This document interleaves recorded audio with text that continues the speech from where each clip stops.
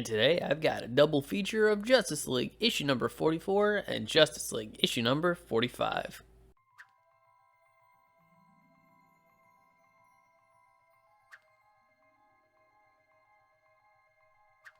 And issue 44 starts off in the Southern Ocean when the Atlantean outpost feels the tremblings of what they think is a fault quake, but is quickly revealed to be a sea monster that leaves only devastation in its wake. It isn't long before the Justice League is en route, having been called by Aquaman when they find their compatriot locked into battle with a monster. The Justice League are about to respond when the top of the javelin is suddenly ripped open by a manticore and a griffin.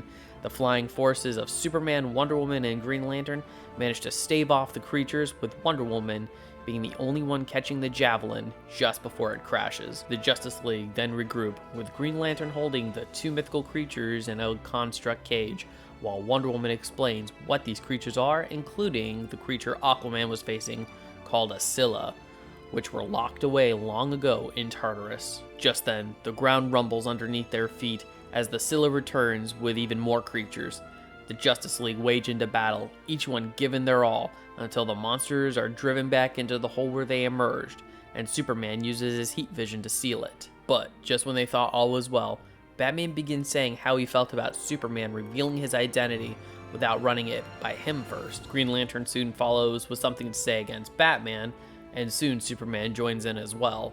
As they bicker, they don't realize that they're in the presence of the Spectre, which then leads us into issue number 45, Cold War Part 2, in Il Fog.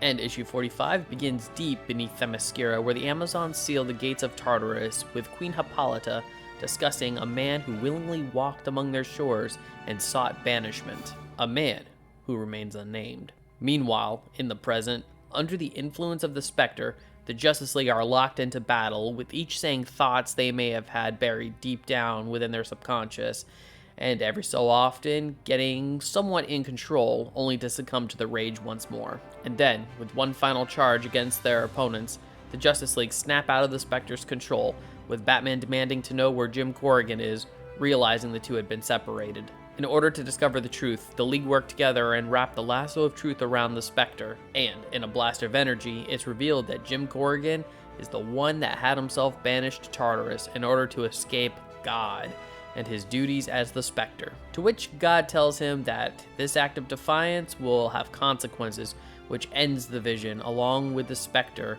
leaving the Justice League to discuss and ponder their next move. Wonder Woman says she knows what they have to do, and presumably begins leading her teammates to the gates of Tartarus, only to end with them being surrounded by the Amazonian guards, where the issue ends. And one of the things that I'm really liking about Robert Venditti's run is how he's taking these stories and crafting each one around a specific character. For example, in the previous story, Superman was more or less the center of focus, as well as his mythology, with the Eradicator and the Daxamites being the main antagonists of that story. Whereas here, Wonder Woman and her mythology seem to be the center of focus, with the inclusion of Greek mythology like Tartarus. You have creatures like manticores and griffins, and with Tartarus being one of the realms of Hades, I'm suspecting we might see Hades as well. And I think this is such an interesting way to write a team book, because you're allowing each member to stand out within the context of their own stories, and thus also exposing their teammates even more to their own world and mythology.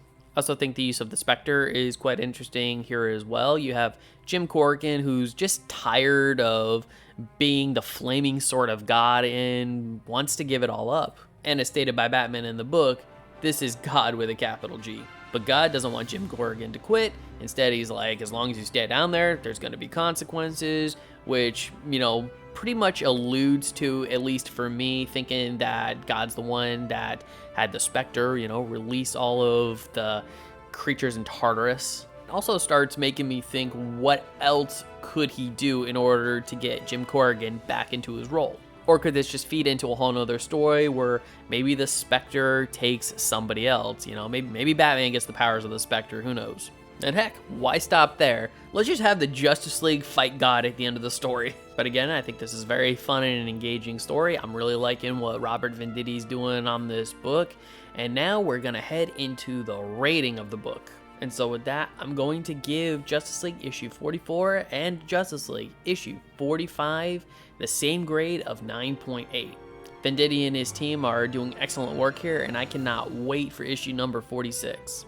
So Justice League issue 44 and 45, have you read these books? I would love to hear your thoughts.